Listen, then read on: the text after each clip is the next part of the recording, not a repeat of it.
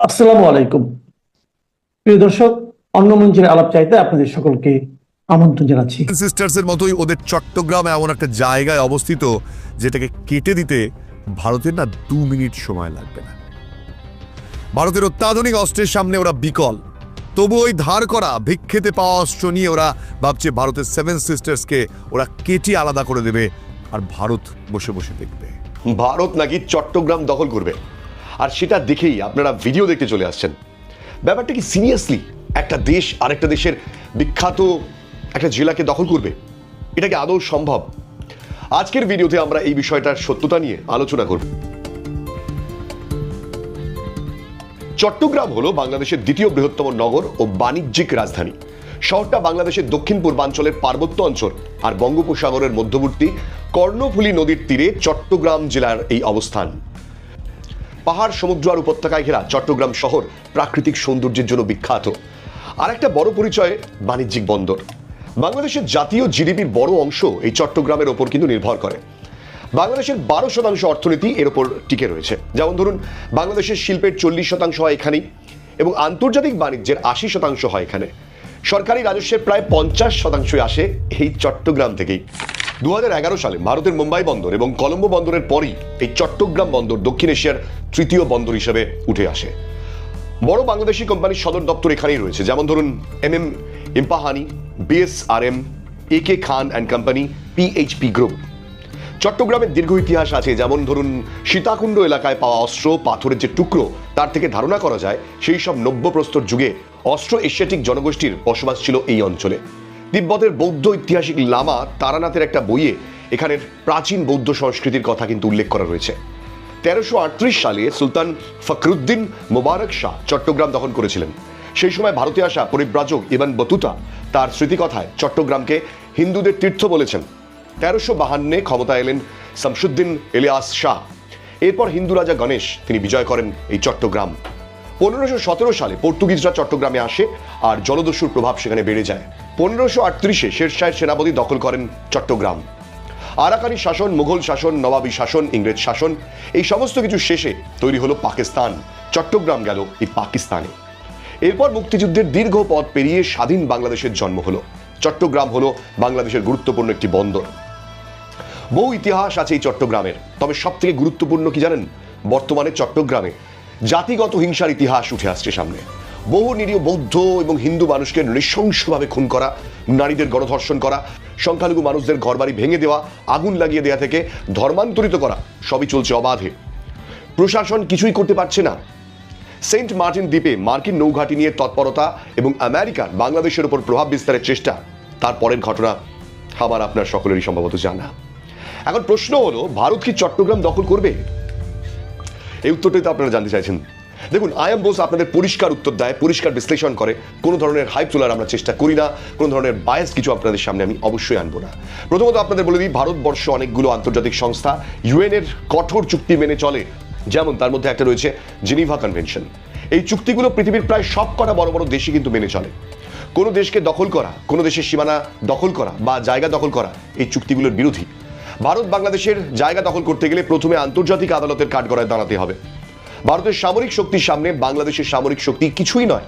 তাই এত বড় সামরিক শক্তি প্রয়োগ করে একটা ছোট দেশকে দখল করলে বা তার বন্দর দখল করলে আন্তর্জাতিক ক্ষেত্রে অনেক প্রশ্নের সম্মুখীন হতে হবে, আর ভারতীয় মানসিকতায় বিশ্বাসও করে না।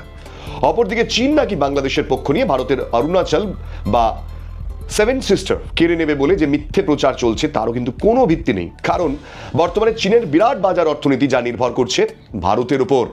1962 সালের পর বহু সীমান্ত উত্তেজনা হলেও দুটো দেশ কোনোভাবেই চাইবে না এত বড় যুদ্ধে জড়াতে। চীন ভারতের অংশ দখল করে নেবে আর ভারত হাত গুটিয়ে বসে থাকবে, তাই তো? এটা হয় না। 7 সিস্টারের সামান্য কয়েকটা বিচ্ছিন্নতাবাদী সংগঠন ছাড়া ভারত বিরোধী কেউ নয়। সেই বিপুল জনসংখ্যাকে কি চীন মেরে ফেলবে নাকি বন্দী করবে? এরকম দেশ দখলের রাজনীতি আধুনিক পৃথিবীতে হওয়া অসম্ভব। আসাম, মেঘালয়, মিজোরাম সহ রাজ্যগুলোকে নিয়ে যেসব মিথ্যে প্রচার চলছে সেগুলো কতটা ভুয়ো এখানে গেলেই আপনারা বুঝতে পারবেন। প্রত্যেকটি স্থানের মানুষ মনে প্রাণে ভারতীয়, তাই নিজস্ব দল গঠন করেছে তারা, যেগুলোর সংবিধানে ভারত সম্পর্কে কোনো বিরূপ ভাব নেই। যেমন ধরুন, আসামের অসম গণপরিষদের মূল আদর্শ হলো অসমীয়া অস্মিতা। এই অস্মিতা কিন্তু ভারত থেকে আলাদা নয়, কারণ অসমিয়ারা বেশিরভাগই হিন্দু, তাই তাদের কোনো টান নেই অন্য দেশের প্রতি। এবং আসামের মানুষ এটা সবাই জানেন যে ভারতে তাদের সংস্কৃতি সব থেকে বেশি সুরক্ষিত, কারণ বাংলাদেশে যেভাবে ধর্মীয় বিচ্ছিন্নতাবাদ অন্য ধর্ম এবং উপজাতিদের আক্রমণ করছে তাতে তাদের টিকে থাকা অসম্ভব। এবার অন্যদিকে যদি দেখি মেঘালয়, সেখানে আঞ্চলিক দলগুলো রয়েছে ইউনাইটেড ডেমোক্রেটিক পার্টি, পিপলস ডেমোক্রেটিক ফ্রন্ট, হিল স্টেট পিপলস ডেমোক্রেটিক পার্টি। এরা কিন্তু প্রত্যেকেই আঞ্চলিক রাজনীতি করে এবং বিজেপি বা কংগ্রেসের জোট সেখানে রয়েছে। আলাদা দেশ গঠনের কোনো এজেন্ডা এদের মতাদর্শে নেই। সুতরাং এই রাজ্য দখলটা হাস্যকর, যে বলে না হাস্যকর মশাই, তাই হাস্যকর। পার্বত্য চট্টগ্রামে কিন্তু অনেক রকম ঘটনা ঘটেছে। যেমন ধরুন 1971 সালের মুক্তিযুদ্ধের সময় সেখানে পাকিস্তান বাহিনীর হাতে হত্যা সহ অনেক অঘটন। বারবার চট্টগ্রামের বিভিন্ন উপজাতিকে দেশ থেকে বিতাড়িত করতে চাইছে বাংলাদেশের মৌলবাদীরা।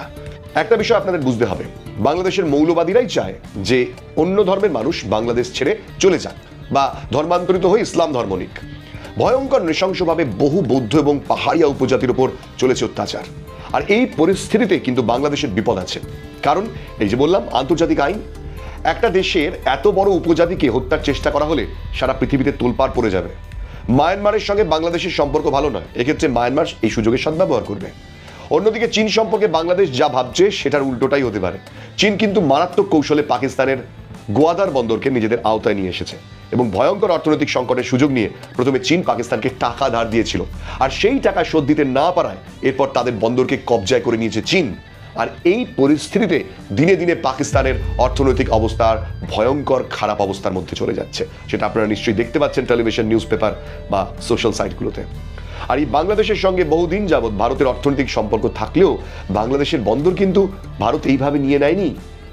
এবার মুশকিলটা হলো কি বলুন তো, ভারতের বিরুদ্ধে মৌলবাদীরা যাই বলুক না কেন, বাংলার মানুষের সঙ্গে বাংলাদেশের মানুষের সম্পর্ক কিন্তু যথেষ্ট ভালো। এটা আপনারাও জানেন, ভারত এবং বাংলাদেশ দুপক্ষের মানুষজন। এবার যদি ধরুন বাংলাদেশ ভারতের ঘোষিত শত্রু হয়, তখন ভারতের মতন বড় দেশকে শত্রু হিসাবে সামলাতে হবে এই বাংলাদেশকে। এটা যেমন ভারতের পক্ষে ক্ষতিকর, বাংলাদেশের পক্ষেও কিন্তু যথেষ্ট ক্ষতিকর। প্রায় 4000 কিলোমিটার অঞ্চলে এত বড় শত্রুর সঙ্গে লড়াই তাদের করতে হবে। বাংলাদেশ যদি চীনের দিকে যায় তাহলে চীন একটা সুযোগ নেবেই। যেভাবে তারা পাকিস্তানে ঢুকে সেখানের বন্দর নিজেদের নিয়ন্ত্রণে নিয়েছে, এক্ষেত্রে আরেকটি বড় বিপদ হতে পারে। চীন এবং আমেরিকার দ্বন্দ্বের মাঝে পড়ে যেতে পারে এই বাংলাদেশ। চীনের সঙ্গে বাংলাদেশের সম্পর্ক দৃঢ় হলে আমেরিকা চাইবে তার বিরাট বাণিজ্য রক্ষার তাগিদে বাংলাদেশকে টার্গেট করতে। আর যেভাবে বাংলাদেশের মৌলবাদীরা বৌদ্ধ, হিন্দু, পার্বত্য উপজাতির হত্যা করছে, চট্টগ্রামে সেটা আন্তর্জাতিক ক্ষেত্রে আমেরিকা ব্যবহার করতে চাইবে। আন্তর্জাতিক ক্ষেত্রে উপজাতিদের নিয়ে আইন অনেক কঠোর রয়েছে, আর সেই সব কঠোর নিয়ম বা আইনের সম্মুখীন হতে হবে বাংলাদেশকে। পার্বত্য চট্টগ্রামের মতন পরিস্থিতি একসময় ভারতের নাগাল্যান্ডে হয়েছিল, কিন্তু সেখানে ধর্মীয় কারণে হত্যা বা দেশ থেকে বিতাড়নের কোনো ঘটনা কিন্তু ছিল না। আর চট্টগ্রামে বৌদ্ধ আর উপজাতিদের নৃশংসভাবে হত্যা করা, এটা হচ্ছে মূলত ধর্মীয় কারণে।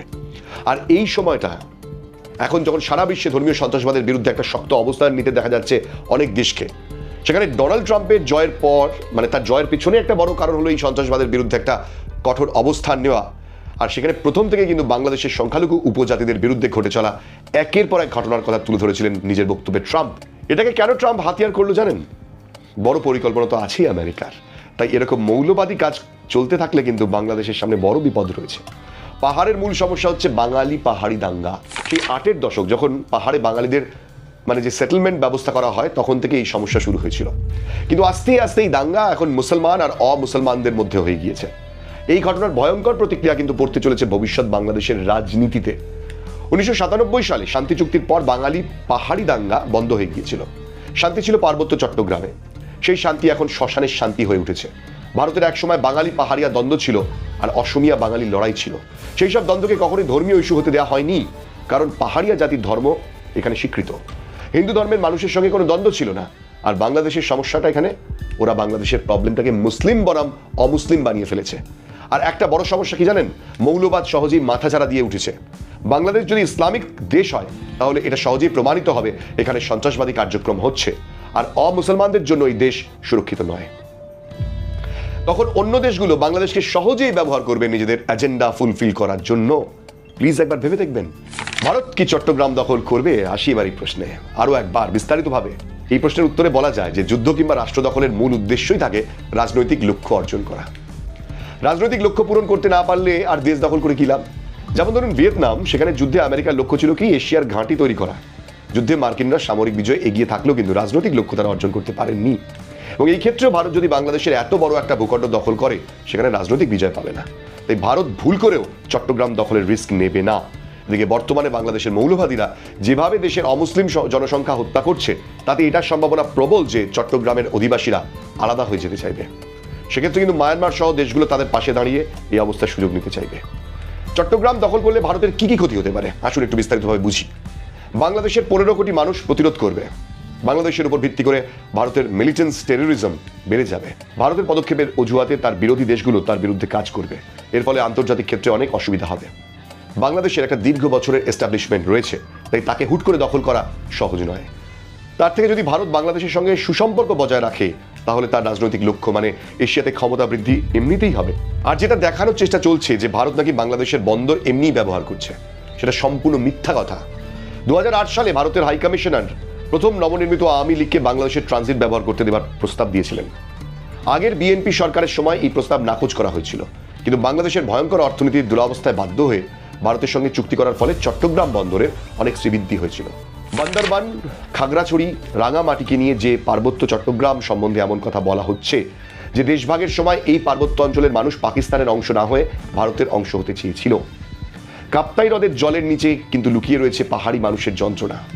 একটা সময় চট্টগ্রাম প্রায় 1000 বছর আরাকান রাজ্যের অধীনে ছিল।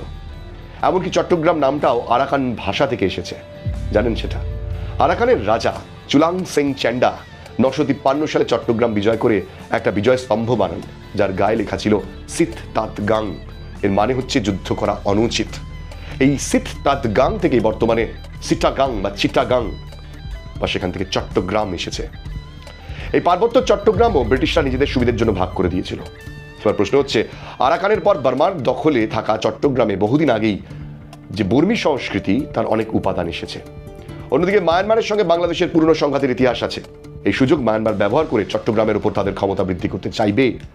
বাংলাদেশ যদি চীনের দিকে যায়, তাহলে আমেরিকার মদত পাবে মায়ানমার। অন্যদিকে বাংলাদেশে আমেরিকার শক্তি বৃদ্ধি মায়ানমারকে চীনের কাছে নিয়ে যাবে। এই পরিস্থিতির একমাত্র সমাধান চট্টগ্রামের অমুসলিম মানুষের উপর অত্যাচার বন্ধ করা। বিশেষ করে বাংলাদেশের মানুষের বিরাট অংশ কিন্তু অসাম্প্রদায়িক এবং গণতান্ত্রিক, কিন্তু বর্তমানে বিচ্ছিন্নতাবাদী মৌলবাদীরাই বেশি শক্তিশালী। তারাই ভারত বাংলাদেশের সম্পর্কের ক্ষতি করতে মিথ্যা প্রচার করছে। ভারত যদি চট্টগ্রামকে দখল করে, আগেই বলেছি তার উপর অনেক বড় বড় আঘাত আসবে, আর সেই ঝুঁকি ভারত নেবে না। রাশিয়া যখন 2014 সালে ক্রিমিয়া দখল করেছিল, তখন তার উপর অনেক নিষেধাজ্ঞা জারি হয়েছিল। এই ঝুঁকি ভারত নেবে না। আর চট্টগ্রাম দখলের পর ভারত বাংলাদেশের দীর্ঘ 4000 কিলোমিটার যে বর্ডার রয়েছে, যে অশান্তি সেখানে ছড়াবে, তাকে সামলাতে সামলাতে অনেক অসুবিধায় পড়বে ভারত। আর এই অঞ্চলের পাহাড়ি মানুষকে যেভাবে দিনের পর দিন অত্যাচার করা হচ্ছে, সেটার ফলে তারা নিজেরাই বিচ্ছিন্ন হওয়ার একটা সম্ভাবনা রয়েছে। আর এই চেষ্টা রোধ করতে যে সামরিক ব্যবস্থা নেবে বাংলাদেশ, সেটার ফলে অনেক মানুষের গণহত্যা হবে। এই গণহত্যা হলেই আমেরিকা এবং চীন নিজেদের ফায়দা তুলতে চাইবে। তাই পার্বত্য চট্টগ্রামের অশান্ত পরিবেশ শান্ত করাই একমাত্র উপায় এই বাংলাদেশের সামনে। দেশভাগের সময় যখন হিন্দু এবং বৌদ্ধ জনসংখ্যা বেশি হওয়া সত্ত্বেও চট্টগ্রামকে পাকিস্তানে ফেলা হয়, বারবার নেহরুর কাছে আবেদন করা সত্ত্বেও ভারতের অন্তর্ভুক্তি হয়নি। নেহরুকে লেখা একটি চিঠিতে লর্ড মাউন্টব্যাটেন আশ্বস্ত করেছিলেন যে চট্টগ্রাম ভারতেই থাকবে। কিন্তু যখন র্যাডক্লিফ লাইনের মানচিত্র প্রকাশ পেল, দেখা গেল চট্টগ্রাম পাকিস্তানে গিয়েছে। তখন চট্টগ্রাম জুড়ে আন্দোলন হয়েছিল। স্নেহকুমার চাকমা চট্টগ্রামের প্রতিনিধি হয়ে নেহরুর কাছে এসেছিলেন। দীর্ঘ 50 দিন তাকে অপেক্ষা করতে হয়েছিল। তারপর তিনি যখন নেহরুর সাক্ষাৎ পেলেন, তখন চট্টগ্রামকে ভারত ভুক্তির কথা বললেও নেহরু এই বিষয়টাকে এড়িয়ে যান। স্নেহকুমার চাকমা এরপর প্যাটেলের সঙ্গে সাক্ষাৎ করলে প্যাটেল নেহরুকে জানায়। নেহরু বলেছিল, ছোট্ট একটা ভূখণ্ডের জন্য আমরা কি পাকিস্তানের সঙ্গে যুদ্ধ করব? এই উদাসীনতার পরিণাম আজকেও ভুগতে হচ্ছে চট্টগ্রামকে। তাই ইতিহাসের থেকে শিক্ষা নিয়ে ভবিষ্যতের পথ চলতে হবে। পার্বত্য চট্টগ্রামকে দখল করা যেমন ভারতের জন্য সহজ নয়, তেমনি বাংলাদেশ যদি মনে করে যে একমাত্র ভারতের থেকে চট্টগ্রামকে রক্ষা করতে ব্যবস্থা নিলেই চট্টগ্রাম সেভ, বিরাট ভুল করবে তারা। আমেরিকা এবং চীনের ঝামেলার মাঝে পড়তে হতে পারে চট্টগ্রামকে। এই সময় তাদের পাশে ভারত থাকলে বাংলাদেশেরই সুবিধা হবে। কিন্তু বাংলাদেশের মৌলবাদীরা যেভাবে ভারত বাংলাদেশ সম্পর্কের অবনতি ঘটাচ্ছে, তার বড় মাসুল দিতে হবে এই দুটি দেশকে। এই ভিডিওটি শেষ করার আগে একটা কথা বলবো, বাংলাদেশের বহু মানুষ রয়েছেন যারা আমাকে কমেন্টে বলেন, যদিও সংখ্যাটা খুব সামান্য, যে বাংলাদেশ নিয়ে ভেবে আপনাদের কি কাম, আপনারা নিজেদের দেশ নিয়ে ভাবুন না। দেখুন, বাংলাদেশ হচ্ছে আমাদের প্রতিবেশী রাষ্ট্র, এমনকি আমাদের দেশ থেকে ভেঙেই বাংলাদেশ তৈরি হয়েছে অতীতে। তাই আমাদের প্রতিবেশী রাষ্ট্র নিয়ে আমরা ভাববো, এটাই খুব স্বাভাবিক, কারণ আমাদের স্বার্থ ওতপ্রোতভাবে জড়িয়ে রয়েছে। একেই বলে সময় যে ভারত আর বাংলাদেশ একসময় ছিল ইয়ারোকা ইয়ার। গোটা পৃথিবী তাকিয়ে দেখতো ভারত আর বাংলাদেশের বন্ধুত্ব। আর আজ সেই ভারত এবং বাংলাদেশ যুদ্ধের পথে যাবে কিনা তা নিয়ে আমাদের ভিডিও বানাতে হচ্ছে। কিন্তু এই চিন্তা কিন্তু আস্তে আস্তে অনেকটাই ভাবিয়ে তুলছে। কারণ কি জানেন, শেখ হাসিনা দেশ ছাড়ার পর বাংলাদেশের পরিস্থিতি একটু একটু করে জায়গায় গিয়ে দাঁড়াচ্ছে, যতটা ভয়ঙ্কর হয়ে গিয়েছে, বিশেষ করে বাংলাদেশে একটা উল্লেখযোগ্য অংশের মধ্যে মৌলবাদী এবং উগ্র সাম্প্রদায়িক গোষ্ঠীর ভারত বিরোধী এবং হিন্দু বিরোধী প্রবণতা ধীরে ধীরে মাথাছাড়া দিয়ে উঠছে। আগেও আমরা আমাদের এই চ্যানেলে গভীরভাবে আলোচনা করেছি যে এর পেছনে পাকিস্তান এবং আমেরিকার বড় একটা হাত রয়েছে। আসলে এই ভিডিওর মধ্যে দিয়ে বোঝার চেষ্টা করি কেন ভারতের বন্ধু বাংলাদেশ আজ শত্রু হয়ে দাঁড়িয়ে। কিছুদিন আগেই বাংলাদেশের মাটি ব্যবহার করে আমেরিকার শুটার ভারতের প্রধানমন্ত্রী নরেন্দ্র মোদীকে হত্যার চেষ্টা চালিয়েছিল। আমরা আমাদের এই চ্যানেলে তার নিয়ে বিস্তারিত ভিডিও দিয়েছিলাম, আপনি চাইলে সেটা দেখেও নিতে পারেন। সেখানে আমরা দেখিয়েছিলাম কিভাবে ভারতের গোয়েন্দা বিভাগ এবং রাশিয়ার গোয়েন্দা বিভাগ একত্রিত হয়ে একজোট হয়ে আমেরিকার সেই চক্রান্তকে ভেস্তে দিয়েছিল। তারপরেই আমেরিকা গজরাচ্ছিল, আহত সাপের মদত দ্বারা অপেক্ষা করছিল আরো বড় প্রতিশোধ নেওয়ার, একটা প্রত্যাঘাত করার। কিন্তু এই আমেরিকার যেটা স্বভাব, পেছন থেকে চোরের মতন আঘাত করে, এবারও তাই করছে। বাংলাদেশের উগ্র মৌলবাদী সাম্প্রদায়িকতাকে উস্কে দিয়েছে, মানে ওই দেশের জামাত শিবির আর কি। তারা তো দীর্ঘদিন ধরে ভারত বিরোধী প্রচার করছিলই, তবে খেলাটা খুব একটা ভালো জমছিল না। তাই জমিয়ে দেওয়ার জন্য ওই দেশের এক সাম্প্রদায়িক ছাত্রনেতা, জঙ্গিদের সমর্থক ওসমান হাদি, তাকে নিজেরাই গুলি করে মেরেছে, এমনটাই অনেকেই জানাচ্ছেন। অনেক সংবাদ মাধ্যম, অনেক সূত্রের খবর, আসলে ওসমান হাদিকে মারা হয়েছে ভারত বিরোধী চক্রান্তকে আবার নতুন একটা শেপ দেওয়ার জন্য। ওসমান হাদি নিজেও যেহেতু ছিল উগ্র হিন্দু বিরোধী, উগ্র ভারত বিরোধী, তাই ওকে খুন করলে স্বাভাবিকভাবেই সম্পূর্ণ দৃষ্টিভঙ্গিটা ভারতের দিকে ঘুরিয়ে দেওয়া যাবে। তাই সেই চালটাই চলেছে ওই দেশের মৌলবাদীরা। পেছনে কে? আমেরিকা, পাকিস্তান? সেই বিষয়গুলিতে যাচ্ছি না, কারণ দর্শক যারা আমার প্রোগ্রাম দেখছেন তারা বিষয়গুলো নিয়ে যথেষ্ট ওয়াকিবহাল। আন্তর্জাতিক রাজনীতির প্রেক্ষাপটে আপনারা গত 1 বছর ধরে বাংলাদেশে যা ঘটছে সেই আন্তর্জাতিক কূটনীতি বুঝতে পারছেন। তাই আপনারা স্বাভাবিকভাবেই অনুমান করতে পারবেন এর পেছনে আমেরিকার একটা হাত থাকলেও থাকতে পারে। না হলে হঠাৎ করে ভারত বিরোধী, হিন্দু বিরোধী জঙ্গিদের সমর্থক ওসমান হাদিকে কেন বেছে নেওয়া হলো? বেছে নেওয়া হলো এই কারণেই, যদি তাকে খুন করা হয় বা তার মৃত্যু হয়, সেই মৃত্যুটাকে সামনে রেখে একটা বড়সড় বিভ্রাট, একটা বড়সড় অশান্তির আগুন বাংলাদেশে লাগানো সম্ভব। ওই দেশের জঙ্গিরা সঠিক পথেই হেঁটেছে, কারণ ওরা যা চেয়েছিল তাই হয়েছে। ওদের এক জঙ্গি ভাই হাদিকে মারার ফলে যথেষ্ট উত্তপ্ত হয়েছে। ভারতের বিরুদ্ধে যে আওয়াজ তুলবে সে অবশ্যই জঙ্গি, ভারত তাকে ছেড়ে কথা বলবে না। কিন্তু এক্ষেত্রে ভারতের বিরুদ্ধে অভিযোগের কোনো প্রমাণ নেই। একটা সাধারণ নিরপরাধ হিন্দু দীপু দাসকে শুধু হিন্দু হওয়ার অপরাধে পুড়িয়ে মারা হয়েছে, এবং তারপরেই ভারতীয় দূতাবাসে হামলা চালানো হয়েছে। আবার সেই পুরনো নাটক সার্কাস, ভারতের 7 সিস্টার্স কেড়ে নেব আমরা। সার্কাসের ক্লাউনগুলো আবার নেমে পড়েছে জোকারগিরি করতে, ওরা নাকি ভারতের 7 সিস্টার্স কেড়ে নেবে। যে বাংলাদেশের ওপর যদি আমরা আমাদের বাঁধগুলো খুলে দিই না, 2 মিনিটের জলের তোরে ভেসে যাবে। সেই বাংলাদেশের বড় বড় লেকচার শুনলে আপনার মাথা খারাপ হয়ে যাবে। কোন খুঁটির জোরে নাচছে ওরা সেটা কি আমাদের বুঝতে বাকি নেই? যে এর পেছনে আসল খুঁটিটা আমেরিকা। আসলে আমেরিকা ভারতের কাছাকাছি একটা ঘাঁটি তৈরি করতে চাইছিল দীর্ঘদিন ধরেই। এখন বাংলাদেশকে পেয়ে, বাংলাদেশের মাটি ব্যবহার করে কিছু জঙ্গি সংগঠনকে হাতে পেয়ে ভাবছে বোধহয় ভারতের বিরুদ্ধে বড় কিছু করা যাবে। শেখ হাসিনা তিনি যখন ক্ষমতায় ছিলেন কোনোভাবেই সম্ভব হচ্ছিল না আমেরিকার দ্বারা সেটা করতে। শেখ হাসিনার উপর বড্ড চটেছিলেন তারা, সেই কারণে শেখ হাসিনাকে যেন তেন প্রকারণ জঙ্গি সংগঠন দিয়ে বাংলাদেশের মন বদলে দিয়ে সেখান থেকে তাড়ানো হয়েছে। আমি বলছি না যে হাসিনার বিরুদ্ধে যে অভিযোগগুলো ছিল সেগুলো সব মিথ্যে, হাসিনার বিরুদ্ধে জনগণের যে রাগ ছিল সেটা সমস্ত মিথ্যে, কিন্তু সেই রাগ, সেই অভিমান, সেই ক্রোধকে কাজে লাগানো হয়েছে, জাস্ট আর কিচ্ছু না। দ্বিপাক্ষিক স্তরে চাপানুতর শুরু হয়েছিল ওসমান হাদির মৃত্যুর কয়েকদিন আগে থেকেই।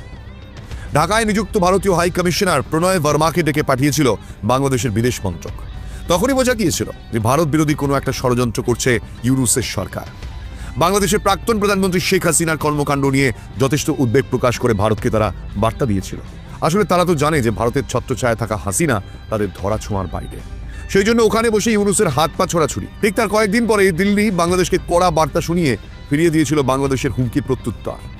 আর কয়েকদিন পর দিল্লিতে নিযুক্ত বাংলাদেশের হাই কমিশনার এম রিয়াজ হামিদুল্লাহকে তলব করল ভারতের বিদেশ মন্ত্রক। এক বক্তৃতায় সম্প্রতি বাংলাদেশের তরুণ নেতা হাসানাত আব্দুল্লাহ 7 সিস্টার্সকে ভারতের মানচিত্র থেকে আলাদা করে দেওয়ার বার্তা দিয়েছেন। কথা স্পষ্ট করে বলে দিতে চাই, ভারতের যারা সেপারেটিস্ট আছে, বাংলাদেশে আমরা তাদেরকে আশ্রয় প্রশ্রয় দিয়ে যে 7 সিস্টার রয়েছে সেটাকে বাংলাদেশ থেকে, ভারত থেকে পাওয়া যায়। ওদের সাহসটা দিন দিন কোথায় গিয়ে পৌঁছচ্ছে? যে বাংলাদেশ একসময় পাকিস্তানের হাতে কচু কাটা হচ্ছিল, সেই বাংলাদেশের পাশে যদি সেদিনকে ভারত না দাঁড়াতো, আজকে সত্যি কথাই বাংলাদেশের কিছু মৌলবাদী মানসিকতা, উগ্র মৌলবাদী মানসিকতা সেদিনও ছিল, আজও আছে। যা সেদিনকে ধামা চাপা দেওয়া ছিল, আজকে সেই আগুন আবার ফুলে ফেপে উঠেছে। ওরা জানে না যে সেভেন সিস্টার্সের মতোই ওদের চট্টগ্রামে এমন একটা জায়গায় অবস্থিত যেটাকে কেটে দিতে ভারতের না 2 মিনিট সময় লাগবে না। ভারতের অত্যাধুনিক অস্ত্রের সামনে ওরা বিকল, তবু ওই ধার করা ভিক্ষেতে পাওয়া অস্ত্র নিয়ে ওরা ভাবছে ভারতের সেভেন সিস্টার্সকে ওরা কেটে আলাদা করে দেবে, আর ভারত বসে বসে দেখবে। চায়না এই মুহূর্তে চাইছে তাদের মালকুড়ি যা রয়েছে অস্ত্রশস্ত্র এই বাংলাদেশকে দিই, পাকিস্তানকে দিই, একটু ব্যবহার করুক, দেখি আমরাও কেমন অস্ত্র বানাই। আমেরিকার সাথে কম্পিটিশনে নেমেছে যে তারা। শুধু তাই নয়, উত্তর পূর্ব ভারতের বিচ্ছিন্নতাবাদীদের আশ্রয় দেওয়ার চেষ্টা করেছিল বাংলাদেশ। হাসনাতের বক্তৃতা দেখা যাচ্ছে হাসনাত কয়েকটা গুরুত্বপূর্ণ কথা বলেছে। তার সবচেয়ে বেশি প্রভাবিত করার বক্তব্য হলো সেভেন সিস্টার্সকে দখল করবে বাংলাদেশ এবং বাংলাদেশের সহায়তা করবে ভারতের মধ্যে থাকা কিছু মুসলিম জঙ্গি ও কিছু ভারতীয়রা, যারা আসলে ভারতে থাকলেও তাদের বন্ধুই। বোঝাই যাচ্ছে হাসনাত কাদের কথা বলতে চেয়েছে। আসলে সেই সব বুদ্ধিজীবী কোট আনকোট যারা নিজেদেরকে সেকিউলার বলে মনে করেন, তাদের দেখবেন ভারতের বিরোধিতা করা একটা ট্র্যাডিশন। যেমন কোনোভাবেই দীপু দাসের মৃত্যু হওয়ার পরে তারা বলতে পারছে না যে দীপু দাস একজন হিন্দু এবং হিন্দু বলেই মুসলিম জঙ্গিরা তাকে পুড়িয়ে মেরেছে।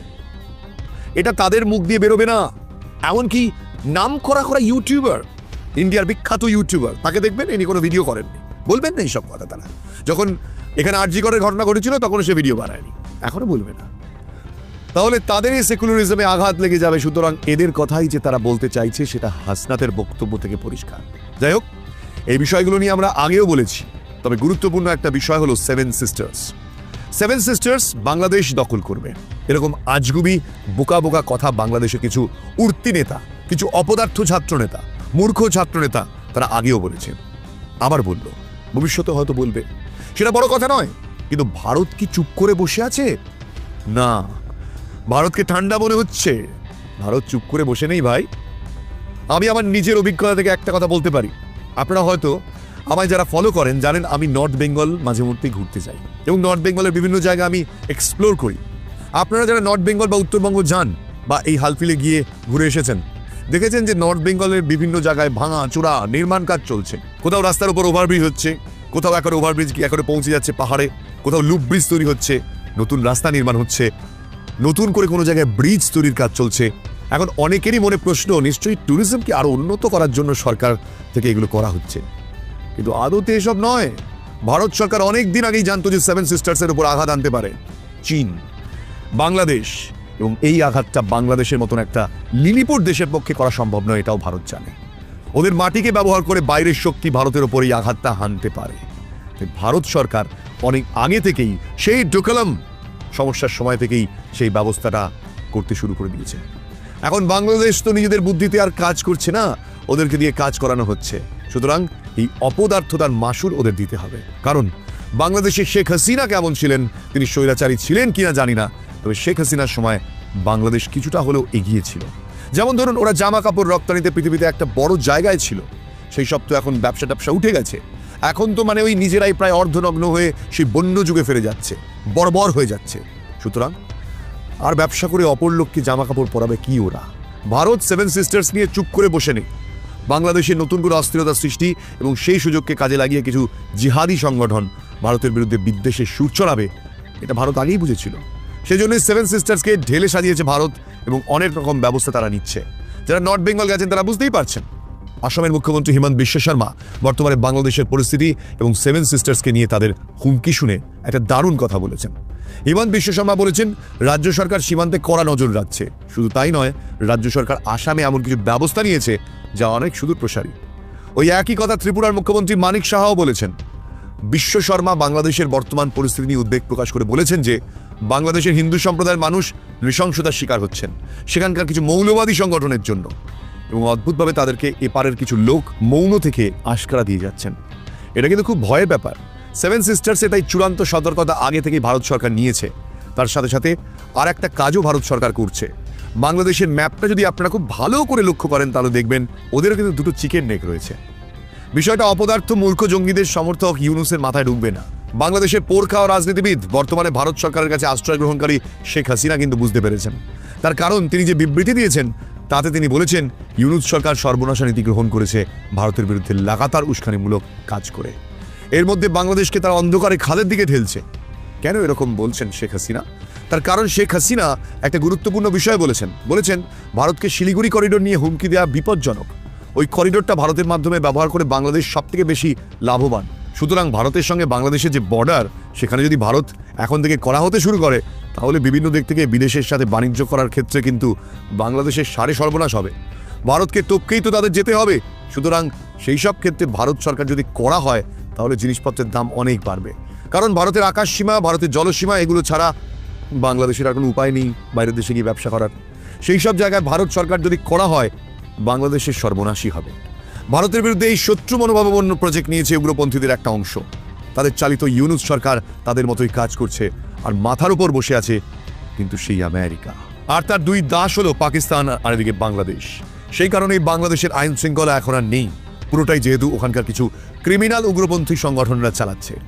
এমনকি বর্তমান সময় আর একটা বিষয় দেখা যাচ্ছে, সেটা হলো কিছু ছাত্রনেতা যাদের শিক্ষা দীক্ষা, রাজনৈতিক বুদ্ধি, দেশ চালানোর ক্ষমতা কিছুই নেই, তারা তাদের কিছু ওই বাচালতাসুলভ কথাবার্তা দিয়ে ভারতের বিরুদ্ধে তোপ দাচ্ছে। যদি যুদ্ধ লাগে না, ভবিষ্যতে আমেরিকা চাইছে বাংলাদেশটাকে নিজেদের ঘাঁটি হিসেবে ব্যবহার করতে আর নিজেদের ব্যবসার সুরক্ষা নিশ্চিত করতে। এর ফলে বাংলাদেশের যে কি করুণ অবস্থা হবে বাংলাদেশ জানে না। বাংলাদেশ পাকিস্তানকে বন্ধু বলছে। হায় রে বাংলাদেশ, যে ভারত একদিন তোমাদের সাহায্য করেছিল তোমাদের ভাষার আন্দোলন থেকে শুরু করে তোমাদের মর্যাদা দেওয়ার জন্য, সেই ভারত আজকে তোমাদের শত্রু হতে পারে। কিন্তু কোন অর্থে তোমরা পাকিস্তানকে বন্ধু বলো? এটাই তোমাদের যাচ্ছে না। আসলে বাংলাদেশের জাত, সেদিনকে আগের ভিডিওতেই বলেছিলাম, শ্যাম মানিক সব বুঝতে পেরেছিলেন বাংলাদেশের কিছু শত্রু, যারা বাংলাদেশেরও শত্রু, এমনকি ভারতের তো অবশ্যই বড় শত্রু, সেই মানুষগুলোকে জাস্ট দমিয়ে রাখা হয়েছিল। বর্তমানে তারা জেগে উঠেছে। এবার ভাবুন, দক্ষিণ পূর্ব এশিয়া যদি বাংলাদেশকে ঘাঁটি করে আমেরিকা তাদের ব্যবসা চালায় নিজেদেরকে সুরক্ষিত করার জন্য, চীনও সেখানে এগিয়ে আসবে। তারা মায়ানমারকে ঢাল করবে। অন্যদিকে ভারতকেও নিজেদের সুরক্ষা সুনিশ্চিত করার জন্য তার নদীপথ এবং জলপথ সুরক্ষিত করার জন্য বাংলাদেশের বিরুদ্ধে ব্যবস্থা নিতে হবে। আর পাকিস্তান তো রয়েইছে। এই এত বড় বড় দেশগুলোর চাপে তাদের যে যুদ্ধ হবে, তার মূল কেন্দ্র হয়ে দাঁড়াবে বাংলাদেশ। সেটাই হবে সেন্টার, এপি সেন্টার। ভূমিকম্পের যেমন এপি সেন্টার হয়, সেই রকম তার উপর যুদ্ধটা হবে। এতগুলো দেশের চাপে বাংলাদেশের মানুষরা পিষে মারা যাবে। বিষয়টা অত্যন্ত বিবেচনার সঙ্গে শেখ হাসিনা এড়িয়ে চলছিলেন, কিন্তু এই অপদার্থ ইউনুস সরকার এদিকেই পা বাড়াচ্ছে। তা ভারতকে উত্তক্ত করছে।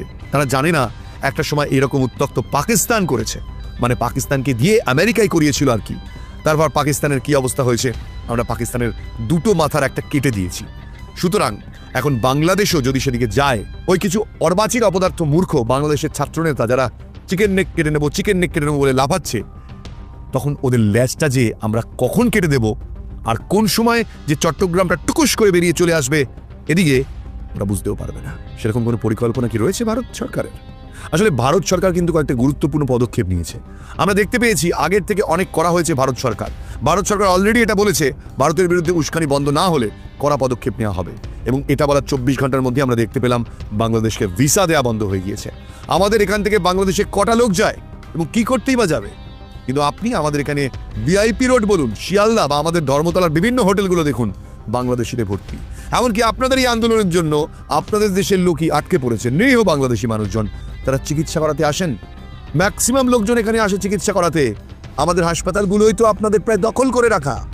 ভিসা দেয়া বন্ধ করা মানে বাংলাদেশের চিকিৎসা ব্যবস্থাটা পুরোপুরি কোল্যাপস হয়ে যাবে। ভারতে এসে সস্তায় খাওয়া দাওয়া, চিকিৎসা করানো, এরকম ব্যবস্থা তো আর অন্য কোথাও পাবেন না।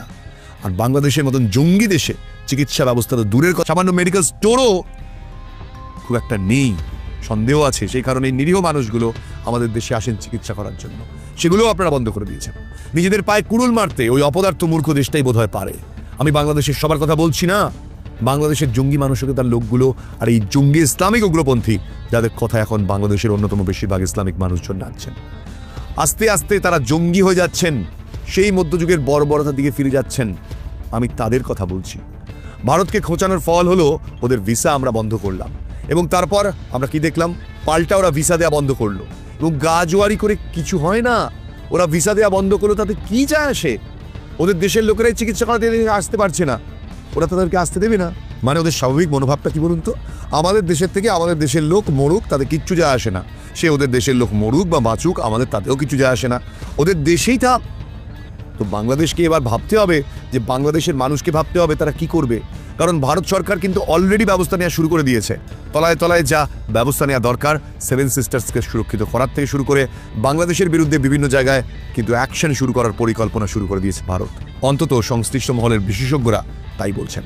এবার অন্তত বাংলাদেশের মানুষের একটু শুভবুদ্ধির জাগরণ হওয়া উচিত। এই জঙ্গিদের হাত থেকে নিজেদের দেশটাকে বাঁচানোর জন্য তাদের একটু সচেতন হওয়া উচিত। তা না হলে কিন্তু বাংলাদেশের জন্য ভয়ঙ্কর দিন আসছে। কারণ ভারত যখন যখন খ্যাপে তখন কিন্তু মহাপ্রলয় হয়।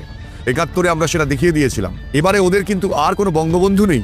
ওরা নিজেরাই এখন একটা জঙ্গি মানসিকতার লোককে নিজেদের মাথায় বসিয়েছে, আর একটা জঙ্গির সমাধি তৈরি করেছে মানবতার কবি কাজী নজরুল ইসলামের পাশে। আজকে তো ইউনাইটেড নেশনসও কড়া নিন্দা করেছে এই ঘটনার। আস্তে আস্তে ইউএনও তাদেরও ঘুম ভাঙছে। একটা জীবন্ত মানুষকে পুড়িয়ে মেরে দানবিক উল্লাস সারা পৃথিবী দেখছে। সারা পৃথিবীর কাছে একেই তো একটা অপদার্থের দেশ বলে পরিচিত এই বাংলাদেশ। তার মধ্যে ভারত কিন্তু ইউএনওতে এই বিষয়গুলো পেশ করবে।